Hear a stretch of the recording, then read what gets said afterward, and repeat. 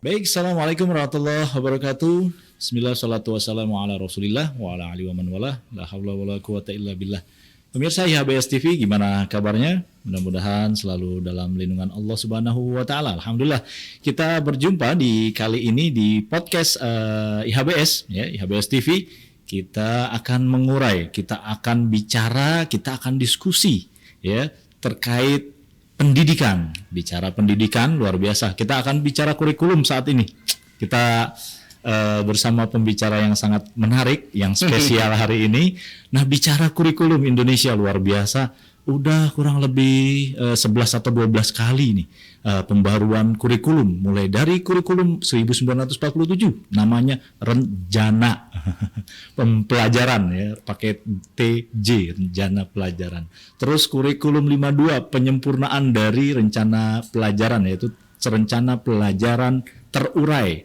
Lanjut lagi ke kurikulum tahun 62 atau 64, terus 68, terus juga kurikulum 82, terus juga kurikulum ke 86, mulai itu CBSA, ya, zaman-zaman kita juga dulu tuh, ya, cinta lama bersemi kembali apa tuh cara baca.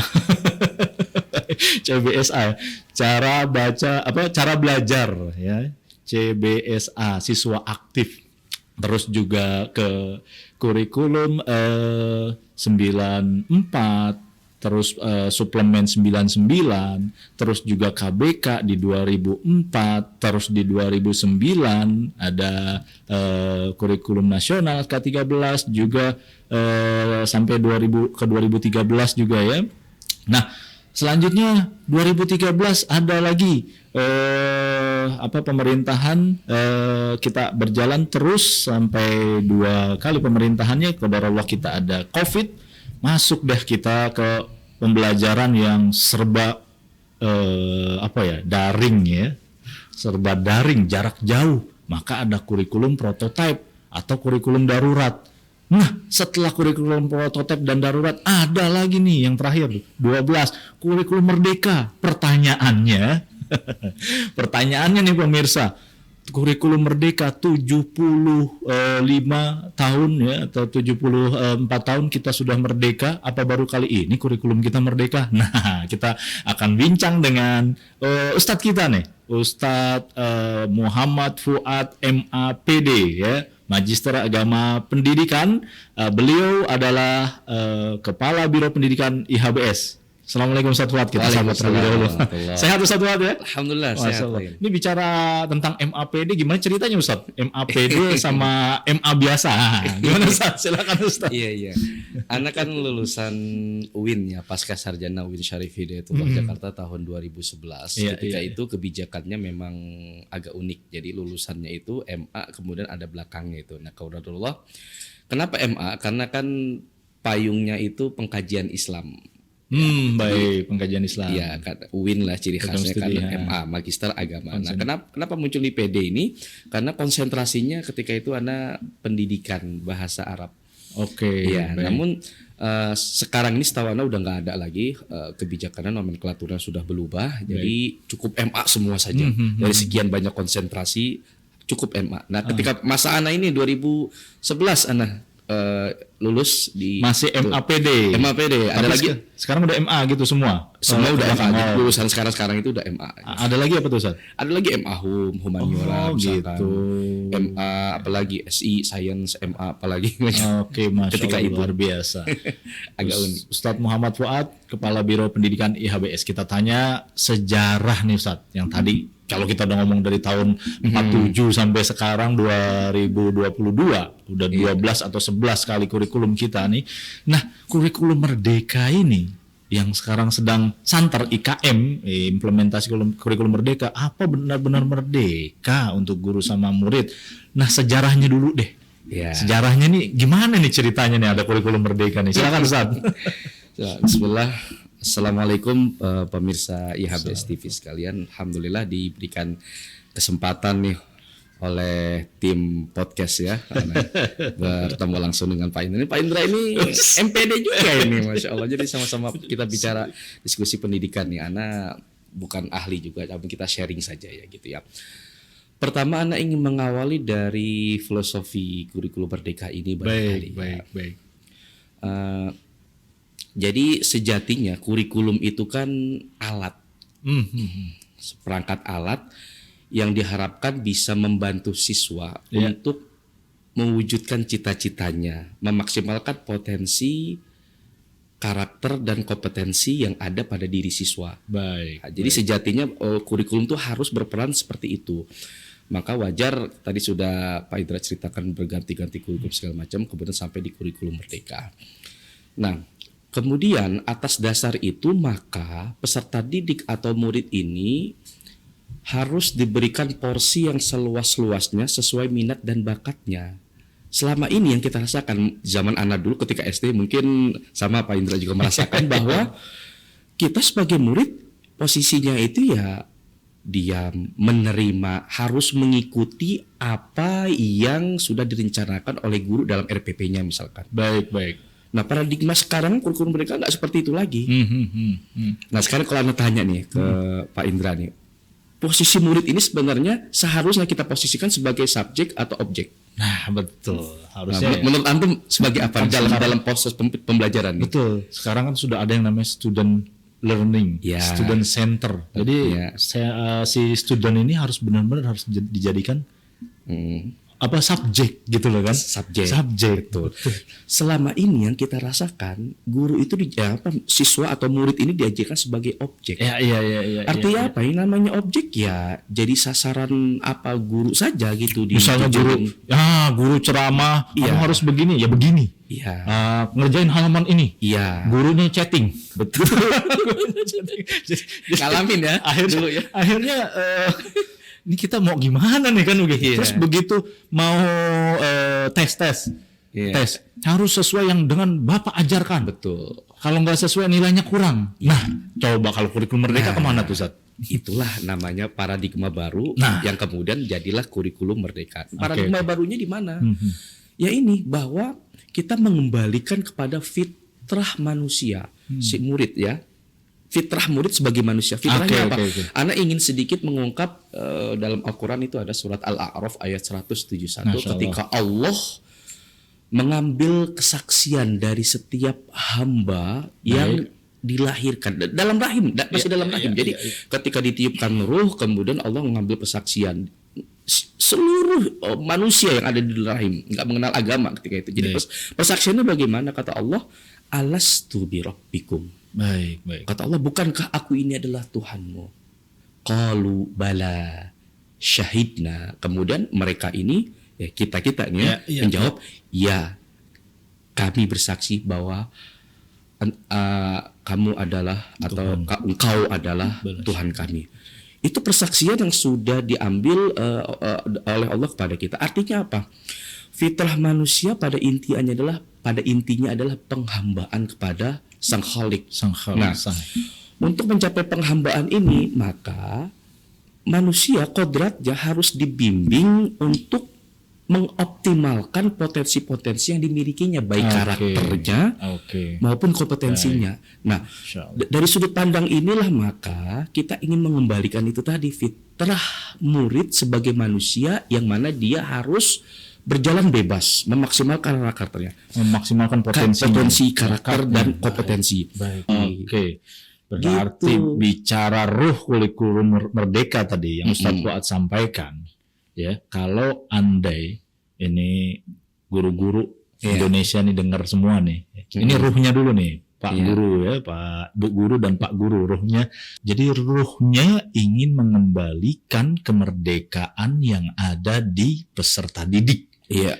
Agar tumbuh karakter dengan maksimal, potensi dengan optimal, ya, bakat yang maksimal.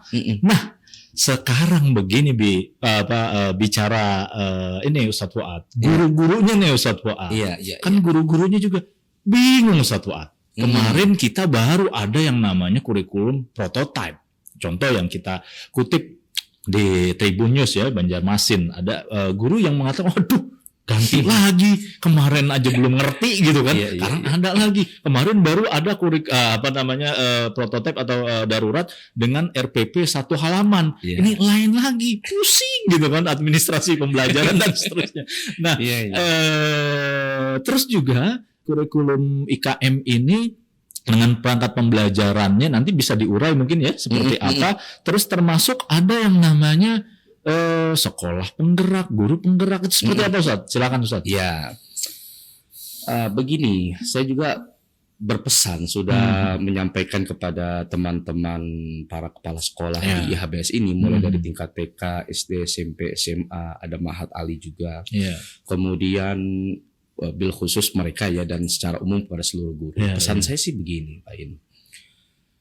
Dalam menyikapi kurikulum merdeka yang memang baru di launching ya, diresmikan oleh pemerintah bulan Februari kemarin ya, tepatnya tanggal 11 Februari 2022. Berarti kan 5 bulan yang lalu ya, sekarang bulan 7 5 bulan. Jadi masih sangat baru, dan memang secara resmi akan diimplementasikan di tahun pelajaran ini 2022-2023. Tapi sifatnya enggak wajib semua, enggak.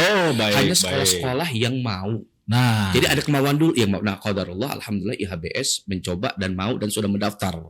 Sudah mendaftar dan sudah menjadi bagian dari sekolah yang akan mengimplementasikan kurikulum merdeka. Jadi pesan Anda begini. Pesan Anda guru-guru kepada guru-guru khususnya. Pertama, tidak usah terlalu fokus pusing kepada perangkat pembelajaran terlebih dahulu deh. Kalau masih belum paham, udah stop, jangan dipaksakan. Sekarang yang dikatakan paradigma baru, Anda ingin teman-teman guru ini fokus pada paradigma baru, yaitu paradigma sebagaimana. Paradigma baru yang dimaksud ini adalah, sebelum Anda mau tanya dulu nih, menurut Pak Indra, ruang kerja guru itu sebenarnya di mana? Ya, pendidikan. Ruang kerja guru itu pendidikan, ada aspek apanya sih, di mana? Ya, pendidikan peserta didik. Iya, apa di administrasinya? Iya, itu dia tadi. Pendidikan peserta didik, itu siswa, terus pembinaan, menghadirkan ruh tarbiyah di situ kan? Ya, banyak kan? Banyak. Tapi saya ingin mengajak, ayo kita merenung bahwa ruang kerja guru yang sungguhnya itu sebenarnya ada pada olah pikir, olah hati, olah rasa, olah karsa, olahraga, fisik pada akhirnya yang ada pada diri siswa. Jadi kita bukan lagi berfokus pada materi, mengejar materi, memaksakan siswa untuk paham, kejar target pembelajaran. Iya. Kalau nggak kejar target pembelajaran pusing, terus nanti tesnya siswa bagaimana gitu, nggak nyampe target. Nah, makanya pertama Anda ingin mengajak teman-teman guru khususnya yang ada di HBS ini, yuk paradigmanya kita ubah dulu. Kita menghadapi siswa, kita pandang siswa ini sebagai subjek yang harus aktif, yang harus memaksimalkan potensi, yang harus mengoptimalkan karakternya. Nah, kita sebagai fasilitator nih. Gitu. Jadi jangan dulu kalau misalkan pusing segala administrasi segala macam, tenang. Pemerintah sudah menyiapkan. Makanya ada platform Merdeka Mengajar PMM. Nah, Anda pun mendorong nih kepada teman-teman guru untuk segera mempunyai akun belajar.id. Jadi itu kalau kita sudah punya akun belajar.id, itu kita masuk ke platform Merdeka Belajar, ada di Play Store juga, di HP kita juga ada. Itu semua lengkap sudah disediakan oleh pemerintah. Ya modulnya, ya CP-nya, ya betul. Itu dari sisi administrasi ya. Jadi ada 2.000 referensi menurut Pak Mas Nadim ya. Lebih bahkan. Jadi sebenarnya nggak kurang. Nah, sekarang ayo fokuskan kepada bagaimana strategi.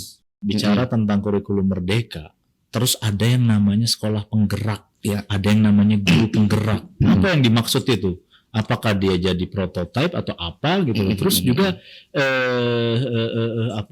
juga di dalamnya ada juga satu yang baru yang kita agak bergeser mengenal yang namanya penguatan profil atau penguatan proyek profil Pancasila. 3 itu apa Ustaz yang dimaksud di IKM?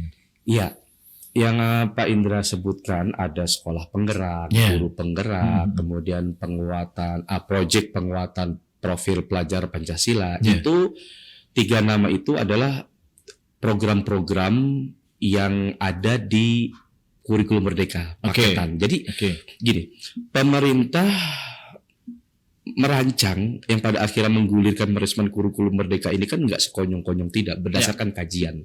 Jadi sebelum diresmikan di bulan Februari kemarin tuh, jadi sudah 2 tahun lebih ini pemerintah sudah mulai menerapkan di beberapa contoh. Nah, program sekolah penggerak itulah maksudnya adalah sekolah-sekolah yang ditunjuk pemerintah didata, daftar dulu didata, kemudian ketika dicocok memenuhi syarat, maka sekolah penggerak ini adalah sekolah yang awal-awal mengimplementasikan kurikulum merdeka. Itu sudah dilakukan dari 2020 sebenarnya. Itu sekolah penggerak. Jadi sekolah penggerak bagian dari program pemerintah, paket dari kurikulum merdeka itu. Tujuannya untuk apa? Itu tadi sebagai pilot project. Tingkat keberhasilan bagaimana? Kemudian kan akan ada evaluasi, observasi. Guru penggerak pun demikian sama. Guru kan sebagai SDM, ya, sebagai pelaku utama dalam menerapkan kurikulum merdeka. Pun demikian didata, kemudian ada syarat-syaratnya juga gitu kan. Tes nggak ada, seleksi tidak ada, hanya pendataan pendaftaran saja ketika ada. Yang penting niatnya syaratnya mau saja. Nah, ketika lulus data, maka ada program guru penggerak yang tujuannya si guru penggerak ini nanti akan dikasih pelatihan-pelatihan. Apa saja sih yang ada di kurikulum merdeka? Mulai dari perubahan nama, perubahan strategi pembelajaran, ada yang namanya yang tadinya KIKD, istilah lah, istilah saja berubah ya.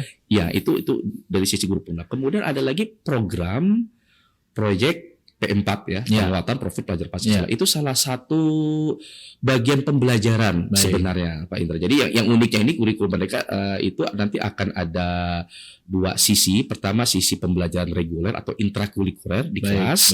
Kemudian ada yang kedua yaitu pembelajaran melalui aktivitas proyek. Nah, dua ini mempunyai tujuan yang berbeda.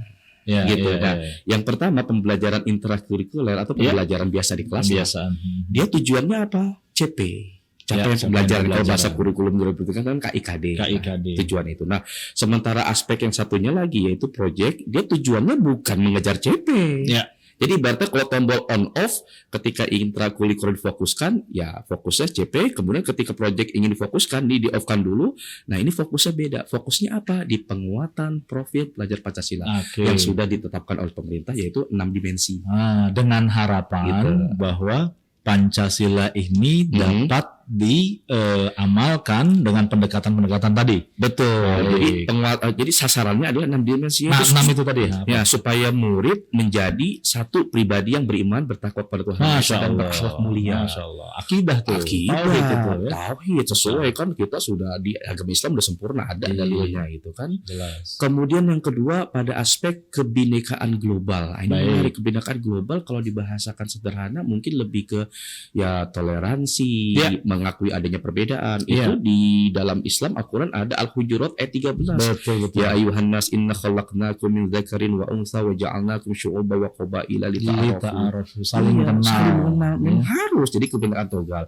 Dimensi yang ketiga ada dimensi mandiri. Nah, jadi proyek itu ditujukan untuk menguatkan siswa supaya bisa mandiri. Yang keempat ada dimensi gotong royong. Jadi harus kolaborasi.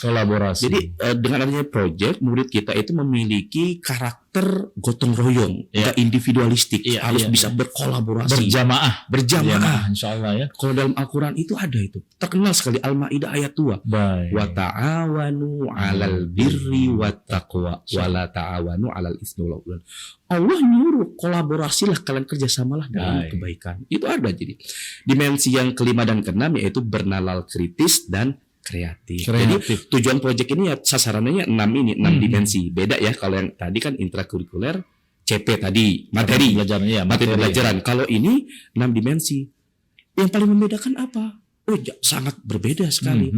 Kalau 6 dimensi ini dia prinsipnya itu kurang-kurangnya ada 4 prinsip. Pertama, menganut prinsip eksploratif. Jadi betul-betul mengeksplor. Bahkan kalau mesti keluar pagar sekolah nggak masalah. Artinya apa? Bisa kolaborasi dengan lingkungan masyarakat, membuat sebuah proyek, bisa dengan orang tua, gitu kan. Kemudian bersifat holistik, komprehensif.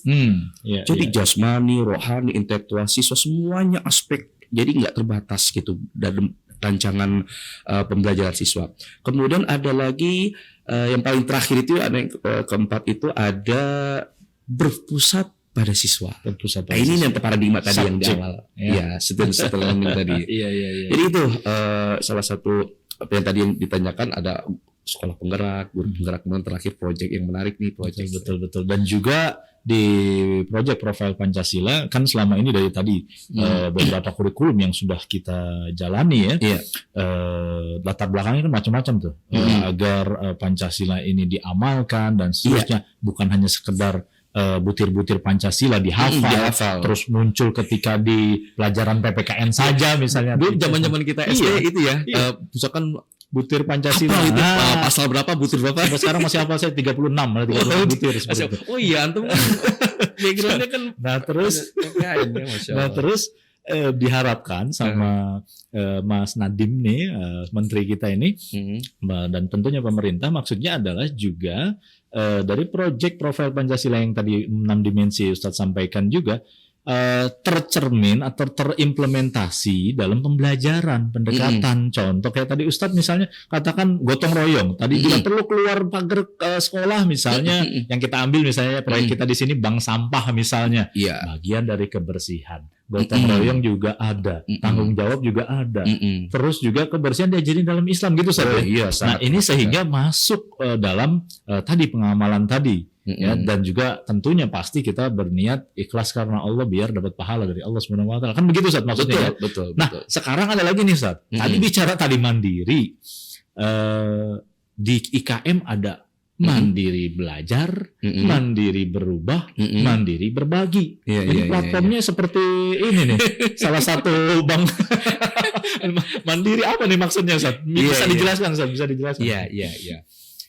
Itu adalah opsi dalam penerapan, dalam pengimplementasian kurikulum merdeka, opsi yang ditawarkan oleh pemerintah dalam hal ini Kemendikbudristek ya. Iya. Yang diberikan oleh pemerintah kepada sekolah. Ada opsi pertama, mandiri belajar. Mandiri belajar ini dia masih menerapkan kurikulum 2013. Namun mencoba mengambil sebagian materi ataupun prinsip yang ada di kurikulum merdeka. Jadi ibaratnya baru latihan saja. Secara utuh dia sebenarnya masih menggunakan kurikulum 2013. Jadi masih ngambil sedikit bagian-bagian tertentu lah gitu di kurikulum merdeka. Itu mandiri, yang opsi yang pertama, mandiri belajar. Ada opsi kedua, mandiri berubah. Nah, mandiri berubah ini sudah menerapkan kurikulum merdeka, namun dengan menggunakan perangkat ajar yang disediakan oleh Kemendikbudristek. Tadi yang Anda sampaikan ada di PMM, platform Merdeka Belajar, sudah disiapkan oleh Kemendikbudristek, itu sudah lengkap sekali. Jadi guru sebenarnya yang tadi Anda katakan, gak usah terlalu pusing, santai saja menjalankan kurikulum merdeka ini. Semua administrasi sudah disediakan, tinggal disesuaikan dengan karakteristik kita nih, kebutuhan siswa di sini.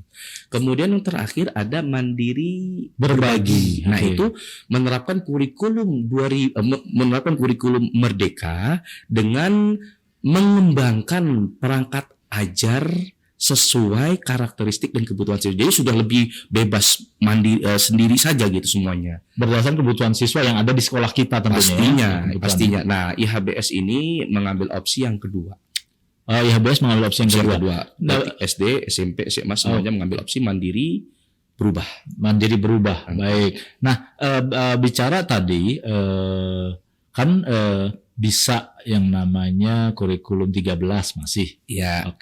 Atau yang mau pakai prototipe atau darurat monggo. Terus juga yang merdeka juga monggo. Nah, ini sekolah yang artinya kan nggak bersifat memaksa wajib. Ada nggak kelas-kelas tertentu yang memang masih pakai K13 di kita atau mungkin di sekolah lain gitu dibolehkan?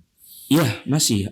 Pertama prinsipnya memang pemerintah melalui Menteri Pendidikannya, Mas Menteri Nadiem ini sudah berbicara secara resmi di depan Komisi 10 DPR RI bahwa Kementerian Pendidikan dalam hal ini tidak memaksakan. Jadi sekolah bebas mau pakai yang mana. Kemudian opsi yang diambil IHBS mandiri berubah ini itu penerapannya baru di kelas 1, kelas 4 itu kelas 1 untuk fase A, kemudian kelas 4 untuk fase B, kemudian SMP fase D kelas 7 Kemudian SMA baru fase E saja kelas 10. Jadi nggak semuanya. Jadi yang baru menerapkan kurikulum merdeka itu hanya di kelas 1, kelas 4, kelas 7, dan kelas 10. Sementara sisanya kelas 2, kelas 3, kelas 5, kelas 6 masih menggunakan kurikulum 2013. Oke, Nah, baik. kemudian kelas 8, kelas 9, kelas 11, dan kelas 12 pun masih menggunakan kurikulum. Artinya nggak ada pemaksaan, nggak ada hukuman ya. Tidak ada. Bisa dihukum. Tidak ada. Harus Tidak ada. K13 gitu kan. Tidak ada. Harus K13 harus Harus merdeka merdeka dan gitu seterusnya ya. gitu. Nah, artinya kan jadi nggak merdeka tuh. Iya. Nah, pertanyaan lagi nih Ustaz Fuad nih. Nah, ini teman-teman semua. Iya. Betul, dikatakan santai misalnya kan, dikatakan kita memang yang namanya guru-guru memang harus belajar dari ruhnya dulu gitu. Iya. Tapi sebagai guru mereka mengeksekusi terdepan, mengeksekusi terdepan dari sistem pembelajaran atau kurikulum, terus juga perangkat pembelajaran juga, terus juga pengimplementasiannya juga gitu ya, sampai rapot ya, evaluasi ya. Betul. Tentu kita juga perlu dengarkan curhatan mereka kan begitu, dengarkan curhatan mereka. Konektivitas contoh tadi yang dikatakan Project Profile Pancasila itu ambil contoh satu aja Ustadz, dari dimensi mana, terus contoh project atau subtemanya seperti apa, sampai kepada report atau rapotnya, progresnya seperti apa, bisa dijelaskan Ustadz? Oh iya. Contoh dari penerapan project ya, penguatan profil pelajar Pancasila. Misalkan begini. Pertama, basisnya karena atau prinsip saya katakan ya, prinsip penerapan proyek ini adalah berpusat pada siswa, maka murid ya, maka murid ini sejak awal harus kita ajak untuk sama-sama menentukan proyek apa yang akan dilakukan. Nah, proyek di sini perlu diketahui, jadi pemahaman mesti disamakan dulu. Proyek ini sangat luas pengertiannya, jadi tidak mesti produk ya. Kalau produk itu kan nanti ada PJBL, Project Based Learning. Nah, ini proyek penguatan di sini maksudnya bisa berupa karya ilmiah juga bisa berupa hasil observasi atau kunjungan ke sebuah tempat untuk penerapan budaya segala macam bisa. Nah, siswa diajak untuk berpikir. Tentunya guru sebagai fasilitator harus memahami terlebih dahulu supaya bisa dipantik tuh apa yang ada di pikiran siswa, keinginan siswa dalam hal apa saja. Kemudian kira-kira dimensi apa yang mau dikuatkan nih? Dimensi gotong royongnya, kemudian kreativitasnya misalkan, dan dimensi kemandiriannya. Kemudian setelah ditentukan dimensinya, tentukan juga mau tema apa nih. Kalau SD itu kan ada 6 tema, kalau SMP, SMA ada 7 tema. Tema ini pun sudah ditentukan oleh pemerintah. Jadi supaya betul namanya profil Pancasila, jadi memang sudah dipandu ya, kita nggak bisa keluar dari situ. Nah, tema-tema ini yang untuk yang 6 ini ya, saya singkat KKBBGR untuk gampang. Kak, yang pertama itu katakanlah kearifan lokal. Jadi ada tema yang mengandung kearifan lokal. Apa bebas gitu kan. Kemudian Kak yang kedua kewirausahaan. B yang kemudian B apa ya? Hidup bergaya hidup berkelanjutan. Gaya hidup berkelanjutan. Itu yang dia tadi, gaya hidup berkelanjutan. Kemudian Bhinneka Tunggal Ika sama apalagi satu lagi tuh lupa.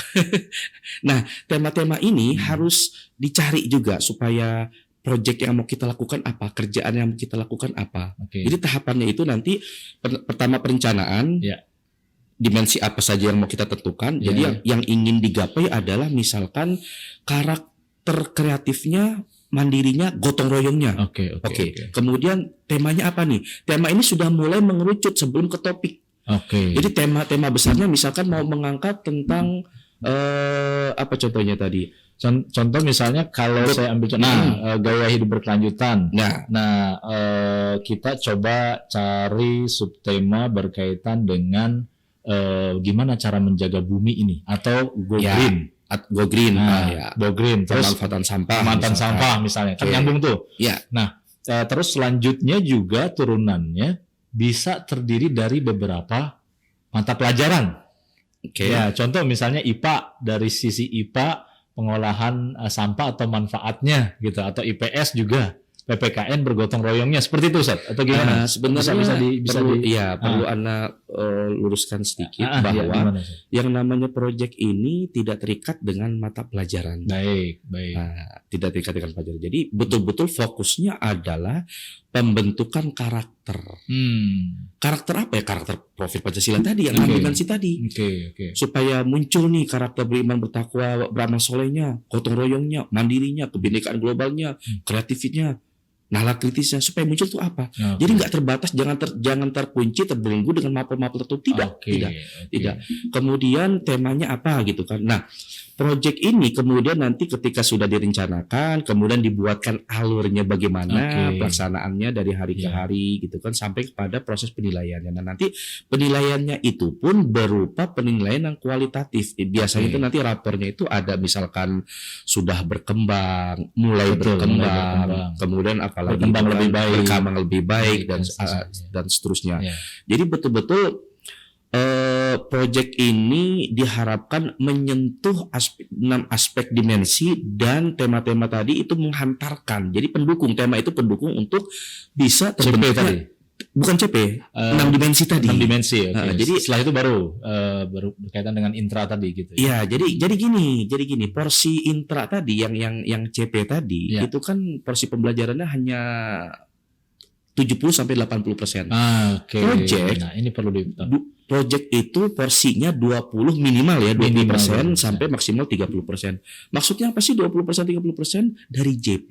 Nah, ini paradigma barunya. Kalau kurikulum 2013 patokannya adalah JP per pekan. Capaian per pekan. Nah, kalau di kurikulum Merdeka ini gelondongan per tahun. Jadi dalam 1 tahun ada berapa ratus JP misalkan. Misalkan di tingkat SMP di sini itu kurang lebih 850-an JP. Nah, 30%-nya berapa? Nah, itu project. Iya, sekurang-kurangnya harus ada 3 project dalam setahun. Yang ada di IHBS mau direncanakan di awal, di tengah atau di akhir? Ya, ini Ana menyerahkan kepada unit masing-masing. Namun sepertinya baru akan mulai setelah 3 bulan pembelajaran intra. Jadi begini. Ana menyarankan jangan mencampur gitu. Jadi kayak sistem blok saja, jangan mencampur. Dan memang harus blok. Kalau mix susah. Dan kalau misalkan ada pembelajaran intra di saat bersama berganti project itu agak riweuh ngaturnya, susah lah ya.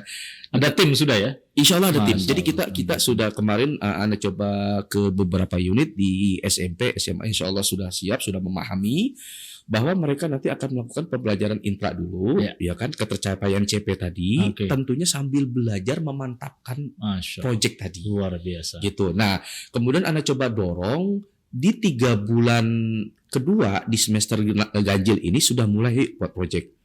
Nah, kurang lebih kemarin itu ada 10 hari kurang lebih. Jadi dalam 10 hari itu siswa nggak ada pembelajaran nih. Iya. Nggak ada. Jadi memang betul-betul lah ya kurang lebih ya. Kurang lebih 2 pekan betul. Target project 2 pekan. Ya udah fokus di project. Dan sekarang tuntas. Harus tuntas. Satu project 10 hari itu tuntas. Nah, itu rencana kita seperti itu. Luar biasa. Tentunya kita juga ngobrol-ngobrol sama sekolah-sekolah penggerak yang ada, sama pengawas di bimbing. Luar biasa pemirsa IHBS TV yang IHBS mau jalankan tentang K3A, kurikulum Merdeka atau IKM, berhubungan dengan proyek profil Pancasilanya, terus juga intranya juga nggak tertinggal, sudah terlihat tadi 70-30. Tunggu apa lagi teman-teman, silahkan bergabung di IHBS, tapi sebelum itu kita ngopi bareng dulu. Kopi hitam IHBS Cafe. Silakan Ustaz. Alhamdulillah, Masya Allah. Ini kopinya kita ngopi dulu. Mas Vin, kita ngopi Mas Vin. Bismillah. Anda perlu menuangkan gula dulu ini, sedikit saja. Saya pilih yang tanpa gula. Masya Allah. Kok saya kenapa perlu gula, Pak Indra? Tahu nggak? Karena hidup saya sudah terlalu pahit. Insya Allah. Pemirsa, ini sesi curhat pemirsa. jadi cukuplah yang pahit. Enggak ya, bercanda. Bismillah.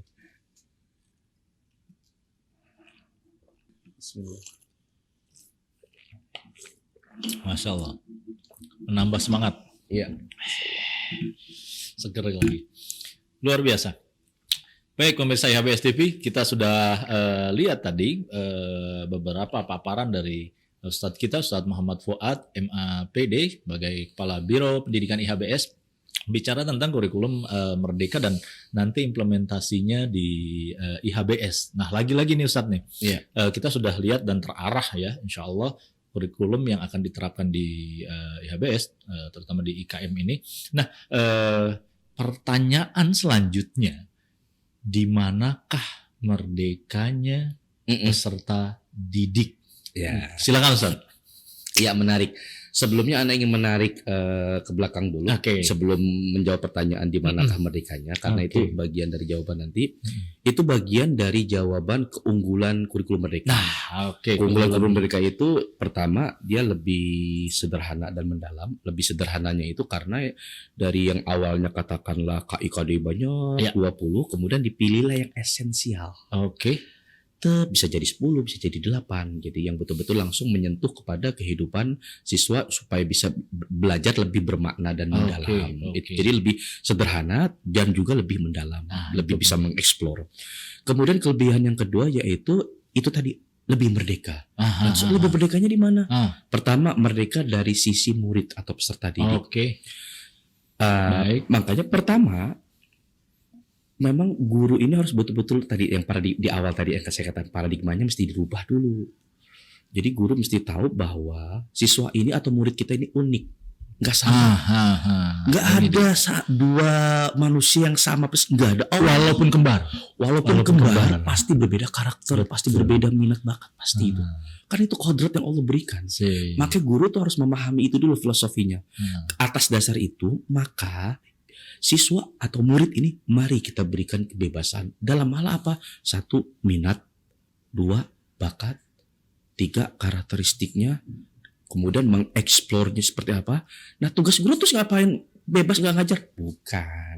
Maksudnya kan CP, ATP sudah ada semua sesuai arahan itu. Namun ketika kita mengetahui murid ini kok kayaknya nggak interest banget di matematika ya. Misalkan di kelas 9 SMP, ketika ada materi ini, misalkan A, nggak nyambung dia, kita coba materi yang lebih rendah, kelas 8, nggak nyambung juga kelas 7. Ternyata pas dites di materi kelas 4 SD nyambung. Oh, ternyata siswa ini meskipun kelas 9, dia kompetensi matematikanya baru level kelas 4 SD. Nah, kognisinya itu ya. Kognisinya misalkan. Nah, si guru jangan memaksakan terus ngenjot materi di kelas 9 itu. Di situ keunggulannya berarti. Di situ keunggulannya, merdekanya buat siswa gitu. Jadi guru harus betul-betul memerdekakan siswa sesuai minat dan bakat. Keunikan karakter mereka.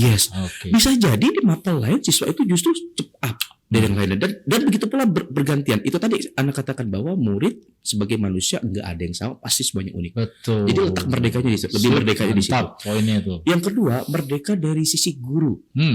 Jadi guru itu betul-betul diberikan kebebasan untuk menggunakan perangkat ajar apa saja.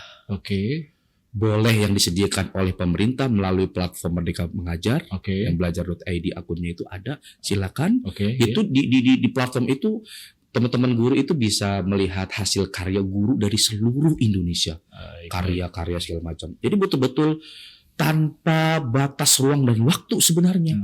Jadi nggak mesti di kelas. Kalau misalkan guru butuh untuk keluar memang dengan alasan tertentu, diperbolehkan, dan kita nanti juga kita akan dorong ke sana. Jadi merdeka itu betul-betul merdeka bukan dari sisi materi saja, tapi dari sisi psikologis segala macam gitu. Berarti kalau ngomong project juga tentu ada ini dong Ustaz, ada modal dong yang perlu disiapkan ya. Misalnya project kesekian, apa aja alatnya, terus berapa gitu kan biayanya. Gitu. Makanya nanti dalam penyusunan project kan ada di perencanaan tuh ada nanti. Kita contoh nih kemarin Anda coba ngisi di SMP Putra. Anda kasih arahan, yuk teman-teman nanti dalam prakteknya memang siswa yang kita ajak pancing untuk menentukan proyek, tapi minimal teman-teman harus menguasai seluas-luasnya tentang tema ini. Pertama tentang tema harus menguasai yang 7 tema itu. Kemudian turunannya adalah topik atau subtema. Nah, apa saja nih teman-teman menguasai supaya ketika siswa stagnan, gak ada segala macam, teman-teman bisa memantik. Oke, Jadi itu poinnya. kalau guru nggak siap, kemudian siswanya kita serahkan, ayo apa ide keluarkan, nggak keluar ide, guru nggak siap, sama-sama diam dong. Iya. Jadi kelas sunyi ya. Nah, contoh kayak misalnya begini Ustaz, seperti tadi kita gaya hidup berkelanjutan ya, mau go green atau bank sampah, perlu pertanyaan pemantik gitu ya untuk memulai. Jadi enggak ya hari ini kita akan bakar sampah misalnya begitu. Kita akan nimbang bank sampah, tapi kira-kira seperti ini Ustaz ya. Anak-anak di sini di dunia ini kalau seandainya kalian bayangkan sampah itu meledak gitu kan atau menggunung yang seperti di Bantar Gebang sana ada di sekolah kita kayak apa yuk? Seperti apa yuk? Ayo bantu berpikir. Begitu kurang lebih Ustaz ya. Iya. Malah kalau perlu, kalau sanggup datang langsung ke TKP, datang aja. Jadi gitu. Siswa biar bisa betul-betul menyaksikan gunung sampah. Supaya daya nalarnya itu muncul. Ini gimana cara itu? Disitulah perlu visualisasi, berkunjung, dan juga mengeksplor tadi. Itu tadi eksplorisasi itu maksudnya kalau perlu keluar pagar sekolah keluar. Kita harus betul-betul meluaskan kolaborasi kita dengan masyarakat lingkungan sekitar. Nah, setelah berjalan. Ya mungkin juga ini kan baru awal-awal bulan ya penerapan di sekolah kita memulai ya dari perencanaan implementasi. Nah kita coba sudah mau mulai. Kira-kira how is difficult yang dirasakan sulit atau easy mungkin untuk guru-guru tertentu easy ya namanya dari penerapan ini atau baru menerapkan ini, nggak usah ngomong penerapan dulu. Gimana Ustaz pengalamannya? Silakan. Iya, memang kalau ditanya pengalaman pasti belum ya. Kita baru memulai nih kurikulum mereka. Memang 2 pekan kemarin ini bahkan sebelum masuk tahun pelajaran baru di penghujung tahun pelajaran lalu 2021-2022 seluruh unit sudah kita bekali dengan pelatihan-pelatihan yang kita datangkan dari pihak dinas pendidikan. Pemahaman minimal pemahaman secara filosofis. Satu persepsi dulu itu penting. Itu penting, betul. Nah kemudian di 2 pekan belakangan kemarin teman-teman sudah raktar itu sudah mulai pendalaman gitu kan, ada pembicara juga dari luar. Salah satunya kemudian Ana juga ikut membantu teman-teman. Jadi kalau ditanya susah mudahnya pengalaman belum, namun dari sisi persepsi, dari sisi keyakinan kita rasa yang saya amati dari perspektif guru ya. Kalau dari perspektif Ana sih insya Allah mudah ya, mudah bisa kita jalankan. Intinya mudah apa? Saya sudah sudah punya akun di PMM, platform Merdeka Belajar. Saya amati pengalaman guru-guru, contoh-contoh proyeknya apa saja, bisa kok. Mereka bisa, kenapa kita enggak? Itu pribadi anak. Nah, anak coba sharing ke teman-teman, bisa kok. Memang tidak dipungkiri ada beberapa teman yang memang ketika mendengar banyak istilah udah jelimet itu kan segala macam. Makanya tadi di awal sekali anak katakan teman-teman gini. Untuk awal-awal menyikapi kurikulum Merdeka untuk menerapkan ini, pertama gak usah terlalu dipusingin dulu urusan administrasi. Bukan berarti ditiadakan mengabaikan, tidak. Jadi sambil berjalan saja. Namun yang perlu diperhatikan adalah ruh dari yang kurikulum tadi. Itu karena itu harga mati mahal sekali. Anda merasa kita waktu sejak SD sekolah pun merasa seperti itu. Jadi kita betul-betul dijadikan sebagai objek. Kita nggak bisa berbuat apa-apa. Kita harus mengikuti keinginan guru. Nah sekarang paradigma itu kita buang, kita menjadi paradigma baru. Anda ngajak teman-teman guru itu dulu. Kita kuatkan itu dulu. Karena dari situ nanti insya Allah akan muncul kreativitas. Karena kita berfokus pada strategi. Bukan pada menuntaskan materi. Mau siswa ngerti? Enggak. Yang penting saya menyampaikan selesai. Enggak. No. Tidak lagi seperti itu. Kita fokus pada strategi gimana caranya siswa ini bisa mampu memahami materi misalkan. Baik. Paradigma baru buat guru-guru di Indonesia bahwa IKM atau implementasi kurikulum Merdeka ya bicara ruh pendidikan, bicara gimana peserta didik atau murid kita ini merdeka, jadi subjek ya, terus juga yang namanya student center itu berjalan, guru tinggal berstrategi bagaimana strategi guru melalui pendekatan-pendekatan dengan berbagai tadi platform yang sudah disediakan dan diceritakan tadi untuk memudahkan menggali potensi peserta didik sehingga diharapkan tumbuh karakter dengan karakter yang beraneka ragam tadi. Nah, ini yang perlu kita samakan platform kita ini, Ustaz. Guru-guru yang lama, mau yang tahun lama ya, guru kan ada yang mau pensiun gitu, Ustaz, taunya begitu aja gitu sekolah ngajar ya. Terus dengan yang sekarang, dengan yang fresh graduate gitu kan, yang baru selesai kuliah. Nah, ruhnya dulu ternyata benang merahnya. Terus juga ada proyeknya. Nah, terakhir, Ustaz, pesan Ustaz Fuad untuk masa depan pendidikan Indonesia, guru Indonesia. Silakan, Ustaz. Ya, bismillah. Saya termasuk generasi apa istilahnya kalau lahir 80-an ya, generasi Z barangkali ya. Jadi sudah mengalami banyak perubahan kurikulum dari SD segala macam.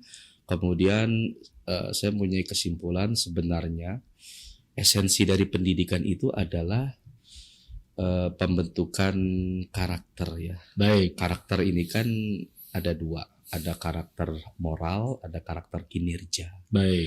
Karakter moral ya jujur, amanah. Karakter kinerja ya kerja keras. Bukan kita ingin punya murid yang kuat di dua-duanya, nggak salah satunya.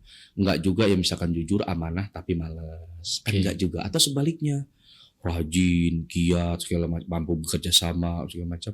Tapi enggak amanah, tapi enggak, kita ingin dua-duanya. Jadi menurut Ana esensi pendidikan itu adalah itu tadi, di pengembangan penguatan karakter. Ana ingin sedikit mengutip dari hadis Rasulullah Sallallahu Alaihi Wasallam. Tugas utama beliau diutus ke muka bumi ini adalah, kata Rasulullah begini, innama bu'istu li utammima shalihal a'mal, shalihal akhlaq. Innama bu'istu li utammima shalihal akhlak atau makarimal akhlak di redaksi lain. Jadi tugas utama Rasulullah itu adalah untuk menyempurnakan perbaikan akhlak. Jadi setiap kita itu sudah punya akhlak, sudah punya karakter, hanya disempurnakan. Nah, sempurnakannya seperti apa? Ya kalau dari sudut pandang IHBS gitu ya, sesuai visi misinya tentu karakter yang harus kuat sesuai Al-Quran dan Sunnah menurut pemahaman Salaful Ummah. Seperti itu. Jadi harapannya adalah ke depannya dengan kurikulum Merdeka ini buat pendidikan Indonesia, Anda berharap yuk teman-teman guru dimanapun kita berfokus pada ruh pendidikan, munculkan, hadirkan jiwa guru. Ketika itu sudah muncul, maka menghadapi siswa atau murid yang beragam itu kita bisa gitu. Jadi kita bisa fokus kepada bagaimana strategi mencari tahu, mengoptimalkan pembentukan karakter si siswa. Jangan fokus pada penuntasan materi. Cukup kita gagal di beberapa tahun yang lalu karena fokus pada materi. Sekarang saatnya yuk kembalikan ke tujuan pendidikan awal, yaitu pembentukan karakter siswa yang mana harus dipersiapkan betul-betul dari pihak guru. Gitu. Oke, Masya Allah, luar biasa. Ustaz Fuad juga sudah berpesan tadi untuk guru-guru IHBS ya. Baik pemirsa IHBS, kita telah menyaksikan, telah mendengarkan keunggulan dari kurikulum Merdeka. Jadi insya Allah IKM, implementasi kurikulum Merdeka, tetap merdeka. Sekali merdeka, tetap merdeka. Salam dari kami IHBS TV. Assalamualaikum warahmatullahi wabarakatuh. Waalaikumsalam warahmatullahi wabarakatuh.